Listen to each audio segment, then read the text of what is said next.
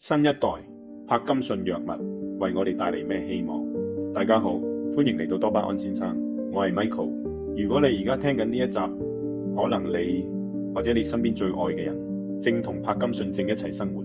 今日我想用最簡單、最貼地嘅方式同你講一講近年一啲新研究中嘅柏金遜藥物，佢哋未必即刻用得到，但係佢哋代表一樣好重要嘅嘢。醫學仍然繼續為我哋行落去。講新藥之前，我想先講句好真心嘅說話。而家左旋多巴仍然係最重要、最有效嘅藥。如果你或者你屋企人有食緊，請你唔好因為聽到新藥就懷疑自己而家嘅治療。新藥唔係話以前嗰啲錯晒，而係希望將來可以少啲副作用，少啲辛苦，多啲尊嚴。好多人都聽過一句說話，柏金遜症等於多巴胺少，但其實真正嘅問題係多巴胺嘅信號節奏亂咗，就好似一個人想行路，但係大腦嗰個開始行嘅指令有時有，有時冇，所以先會出現忽然行唔到，有時喐得太多，有時完全冇反應。而新一代藥物正正就係想直接幫呢個開關做翻穩定。最近你可能聽過一個名叫 Tavapadon， 我用一句說話解釋，佢唔係補多巴胺，而係直接同大腦講可以喐啦。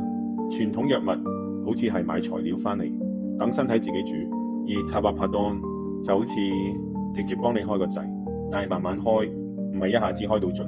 我用幾個日常畫面同你講。第一個畫面，早上起身，好多朋友都知早上係最難捱。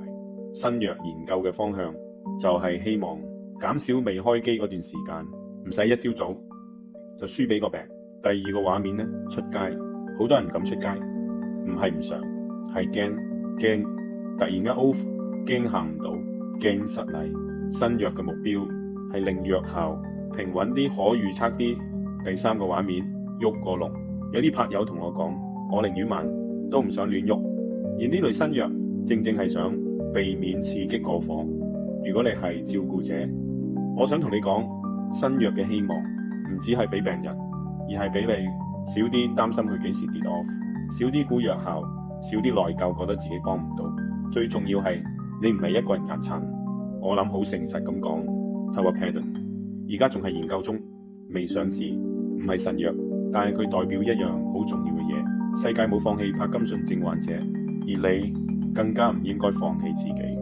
如果你聽完呢一集，覺得心入邊冇咁孤單，你可以 share 俾一個正在照顧柏友嘅人。記住，病可以慢，路可以慢，但係希望就唔需要停。